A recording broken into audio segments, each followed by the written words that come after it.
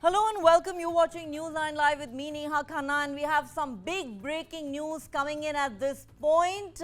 In a major move towards transparency, the Election Commission of India has uploaded on its website the data that was furnished by the State Bank of India on electoral bonds. Remember, this was done on the directions of the Supreme Court of India. Joining me here in the studio are my colleagues Kartikeya Sharma and Rajesh Pandey. Kartikeya, what a big political development bang on the eve of the Lok Sabha elections. Is this a tectonic development? Oh, it's a tectonic development, and I would say that this is something unexpected because, you know, if you ask me, I was thinking that this data would be delivered somewhere after 3 p.m. Tomorrow, and this data has been delivered now, 24 hours before. But then, one will have to, create mental linkages in terms of what people have been writing, smart guesses as to who gave that much of money to which party. But one has to stick to the story. The names have come out, the money has come out, and that's about it. I think we'll stick to the facts here. We'll not get into those cherry picking, gerrymandering into the facts. Bottom line is the names have been given, Supreme Court compliance has taken place, and in the compliance, Brijesh, the names are out, and that's about it. But there is one point which I would like to say after some time. Well, I think what is important is that after the kind of dressing down the State Bank of India received, I think Election Commission of India also thought that they are not going to take any chances with the apex court, and that is the reason why yesterday we heard the Chief Election Commissioner Rajiv Kumar saying that that he has to go back to Delhi and have a look at the data. What they have done is basically they have released two set of data. One list of data is about the party. They have given it party-wise chronology about which all party received how much. That is one set of data. And the second set of data is about donors as to which all donor, who all made how much contribution to the coffers of a particular party. Now, it cannot be linked because this was the link which was being touted by or taken as excuse by the State Bank of India, saying that if we go to make this link that X has made payment to a Y political party and that bond has been encashed by that political party, joining these three dots will take them an inordinate number of times, to which the apex court had very clearly said that you are just supposed to supply the two sets of data. This is what we said. Don't go beyond that. Don't infer things on our side, on our behalf. Just stick to the written letter of the order. This is what the apex court has done. This data is there. The donor list is there. Both are there. And I would this also... is going to be dissected and debated and decoded for weeks to come. Neha, there is also one more thing. There are two aspects of this. The first aspect is that the whole purpose of making money through electoral bond was to create a legit truth. The joke was that a month before the election, it turns into a suitcase ki sarkar. So the whole idea of the electoral bond was to ensure that corporates who want to give money can give money to a political party, but they should not be hounded for it. One should be very clear that this was publicly debated. Arun Jaitley spoke about it. There is a release of Arun Jaitley. There is a release of Arun Jaitley in PIB about this, actually speaking about this whole policy. Now, another issue is what happens now? Yeah. A lot of people would connect dots, but I would say that one thing has to be kept in mind. Public sentiment has to be accepted. Okay. If people want to donate money to a political party, it doesn't make any difference, because somehow we take very a holistic view of approach. A very sort of a ethical stand on politics, which is not practical at all. But like public sentiment, people can vote for a party. They can also give money to a particular party. The only issue is quid pro quo. I don't want to get into that debate, but because I, as a journalist, believe that people also reserve the right to give that. It's like donation. Tomorrow you feel committed to a cause and you can give money. But you can't say, no, you also give money to that person. Right. Because that's an individual. But I think the debate was around transparency, Kartikeya. So the debate was, I think on the two count, what was the first count was that, you were saying that Soot Boot ki Sarkar was promoting black money. Yeah. Now what we would do is that we would make sure that if suppose you or Kartikeya want to make a donation, you can make a donation.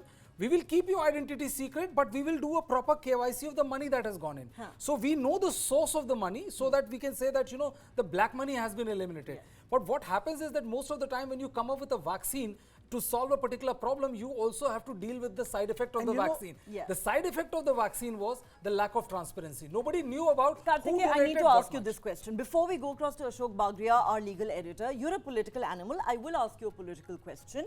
The opposition had been saying for the longest time that this was the worst example of corruption, bribery and black money. Now the details have come out in the public domain.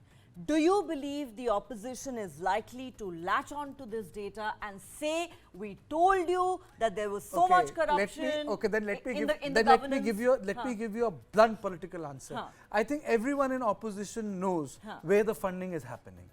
And in politics, the attack on business houses also take place because the politicians also want to create a counter pressure so that the funding should come to them. You know, that's the real brass tacks of politics. But I think that was not the issue with which the court was seized.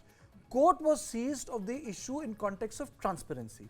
Now But can the opposition build a successful narrative to target the government now that the data is out? I don't think so. There is a reason why.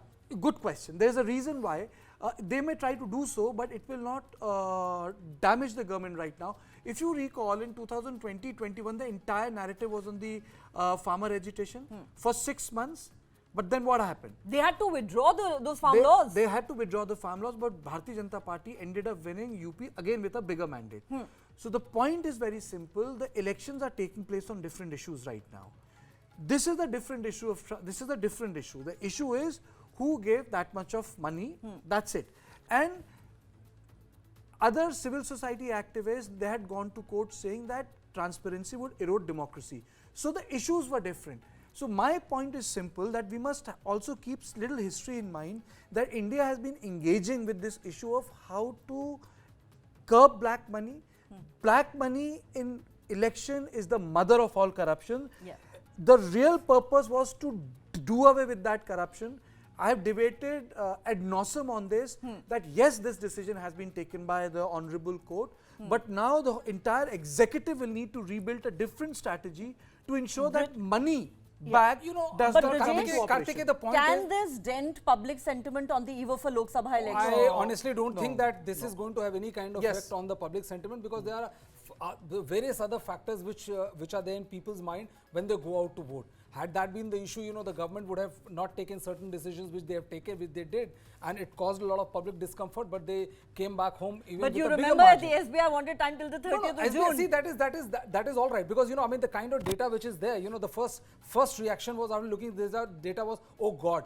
This was the first reaction, because there's a 476 pages of how much money the political parties have received, and there's 300 plus. So there's a 761 pages of data which is out there. It is going to be take several times. The other question is, there were two questions which were there before the Apex Court when they were doing.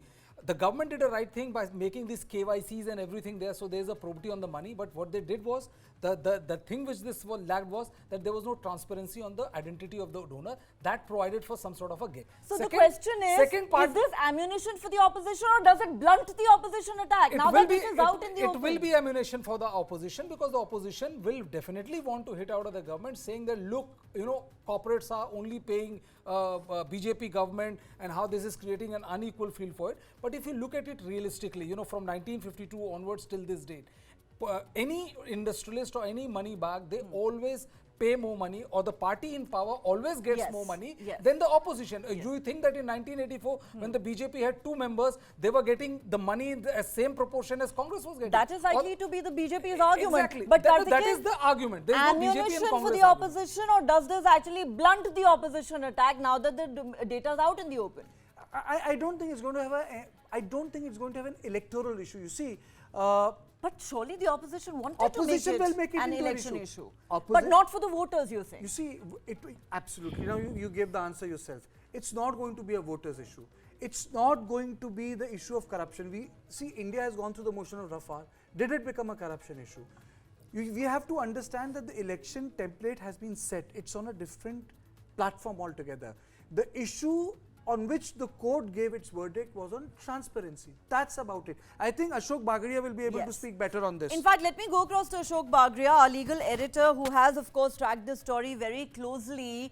Ashok, we know about the dressing down that the SBI got from the Supreme Court of India saying, why do you want time till the 30th of June? What were you doing in those 26 days when we'd asked you to make the data public? Now it is out in the public domain. It's been posted by the Election Commission on its website. What do you think this really means for, the opposition, the government, and the entire argument that we've heard around this case before the Supreme Court of India? Well, actually, there are two aspects to this whole controversy which is brewing out at the moment.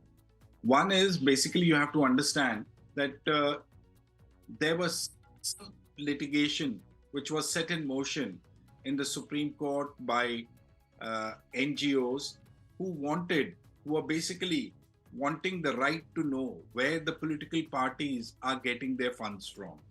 Who are the people who are contributing to these political parties?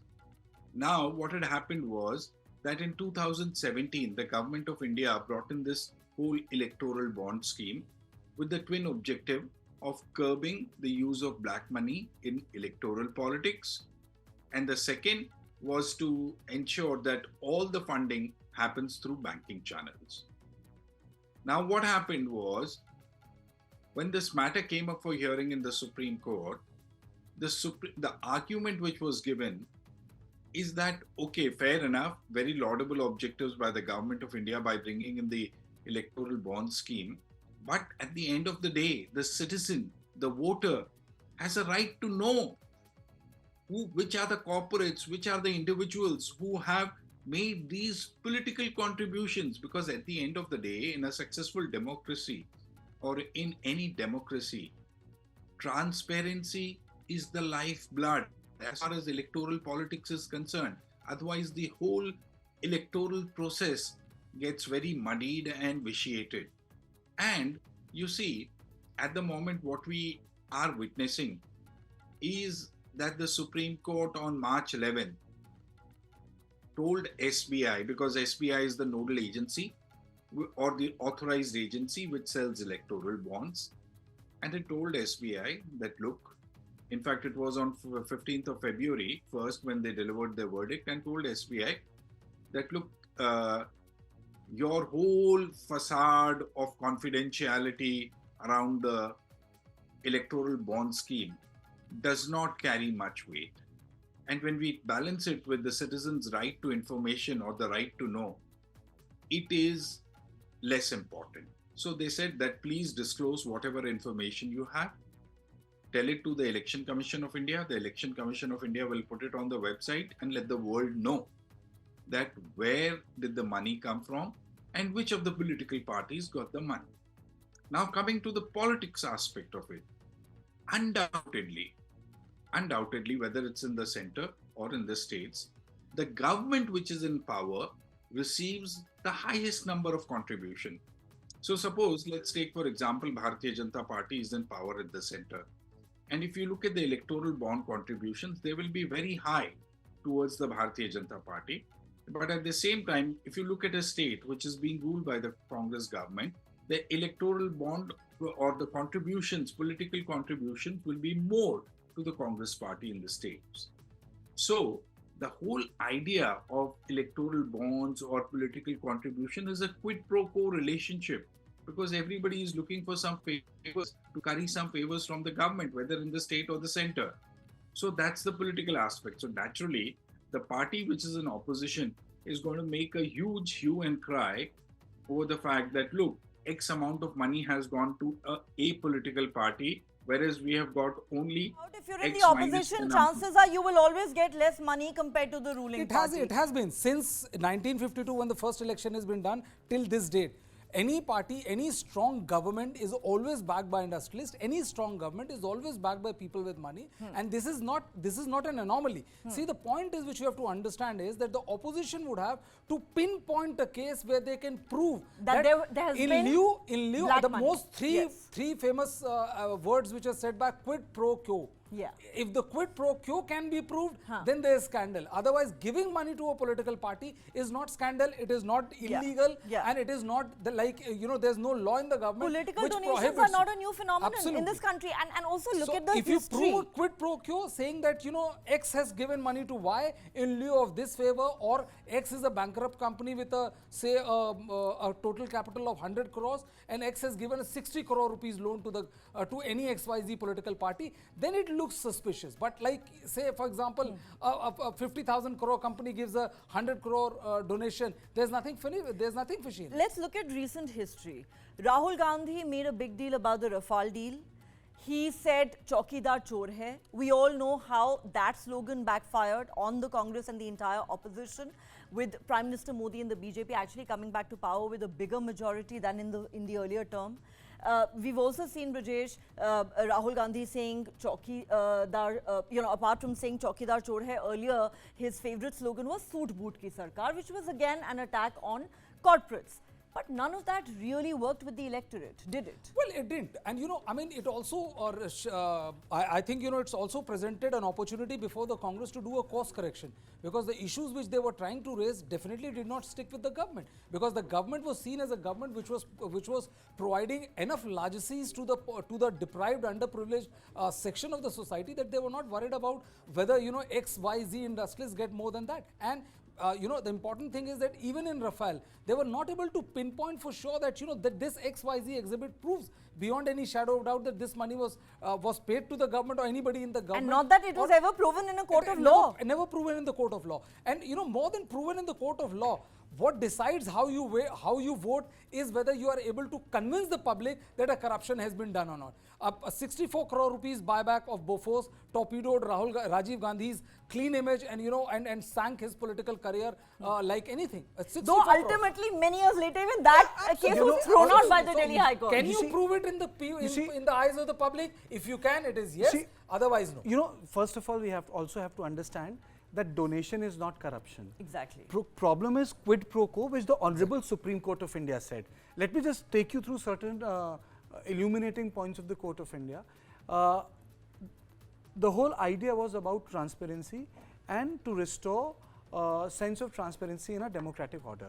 The argument made by court was that this quid pro quo should not happen. So when people say that this will turn into an issue of corruption, they must understand that when you say something like corruption, there has to be quid pro quo. And then the onus is on them to prove those allegations. Absolutely. Secondly, when we talk about the fact that the money has been, the large movement of money is not an act of corruption. It's donation, it's legit, it has gone to the bank.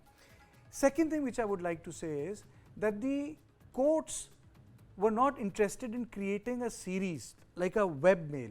Courts were only interested in how much money came in, how much money was taken, and who donated the money.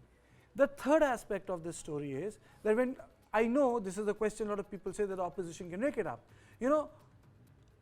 Corruption is always, in terms of narratives, about an individual.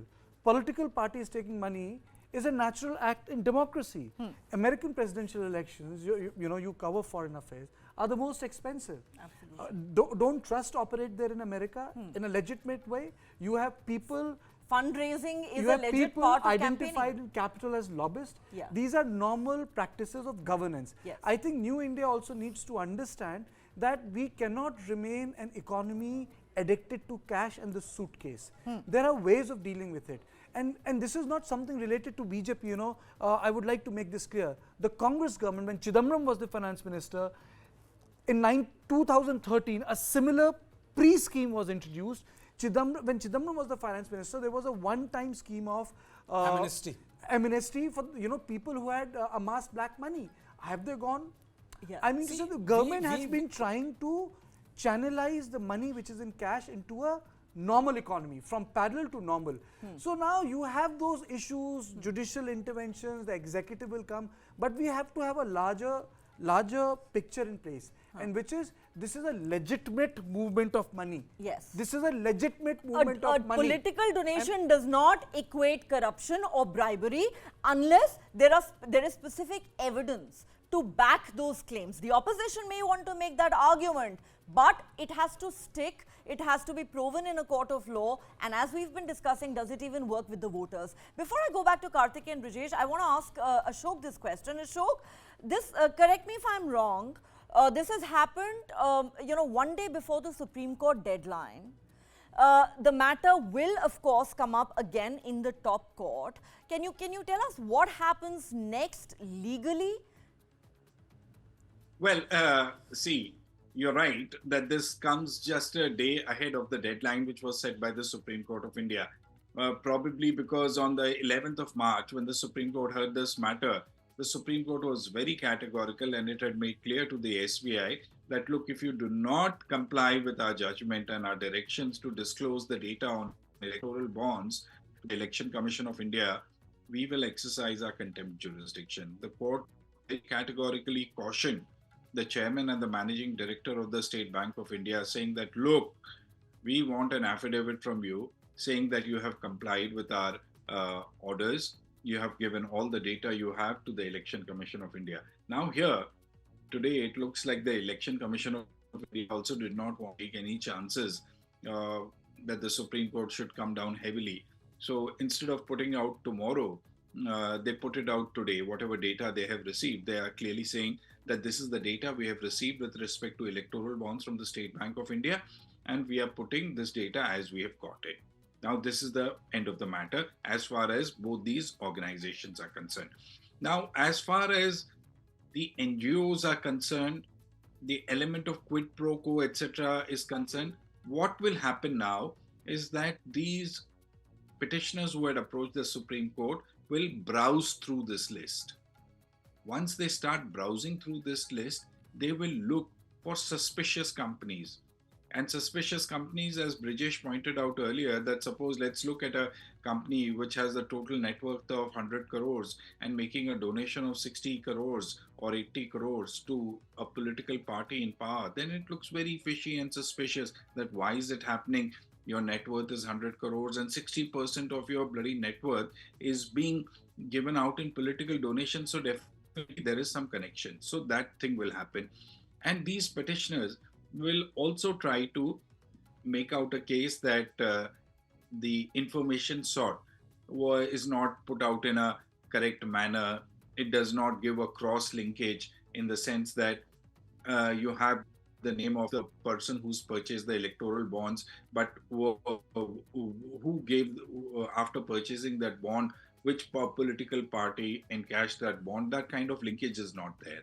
So that will again be made out in the court. But on the face of it, it looks both the State Bank of India and the Election Commission of India have broadly complied with the Supreme Court judgment and directions. So there could be a little bit of fireworks in the days to come if the petitioners are able to make out a case of quid pro quo between the donors and the political parties who have received the donations. I want to ask you a question, Ashok. The fact that the court wanted this data to be in public domain. They wanted this data to be in public domain. Is that likely to satisfy the court? I mean to say, it will. What is the purpose? You know, they have put it in public domain so that people can access those names. Well, Karthikeya, when this matter was being argued in the Supreme Court, there was basically an argument which was made that the people of this country have a right to information. They have a right to know that where this, because you have to understand donations, whether in black money or through electoral bonds, is the lifeblood of politics in our country, or not just in our country, across the world. All political parties need money to sustain themselves. Now, whether that money comes through the black money channel or whether it comes through the electoral bond channel. But the court said, agreed, that donations are the lifeblood of politics. But at this end of the day, why are you trying to hide the information that who's purchased this electoral bonds, who's donated how much money to which political party, what purpose does it serve? And now it's out in the public domain. Therefore, it would seem, Ashok, as if at the moment the court really does not have any reason to complain. as far as the SBI or the Election Commission what will is happen is that, concerned. like, as Shobha Yeah. was saying, that the petitioners will now go through it, Yes. and they will look into fact other than looking for transactions and all. They will go through that whether the compliance by the State Bank of India and the Election Commission, whether they met all the parameters that was set by the court. If it has met all the parameters set by the court and no modification is being done, then I think the case rests here. And barring tomorrow any morning, Kartikeya, last minute modification or something which is carried I out. think we all know what tomorrow morning's headlines in the newspapers will be. But my question to you is, what is the opposition's reaction likely to be? What is the government likely to say? I think opposition, I don't think there is anything for the government to say on this matter right now, because it's a court order. But I think opposition will take it up, and in any democratic country, opposition has the right to make an issue. Boss, if you cannot deny opposition to make an issue of anything. It's just that they need to know whether it becomes an issue or not. Like, it shouldn't become, if they think that this is another big issue, they can take it up. But Rahul Gandhi believed that Rafale was a big issue. It bombed completely. Absolutely. So I think opposition has the right to pick up any issue. But will it stick? Will it stick is something which the people decide. That's something the people will decide. And well, elections are just round the corner. This is a major development, and this is a story that we will continue to track closely here on News9 Live. On that note, I'd like to thank my colleagues Kartikeya Sharma, Brijesh Pandey and Ashok Bagria for joining me on this special show. Thanks so much for watching.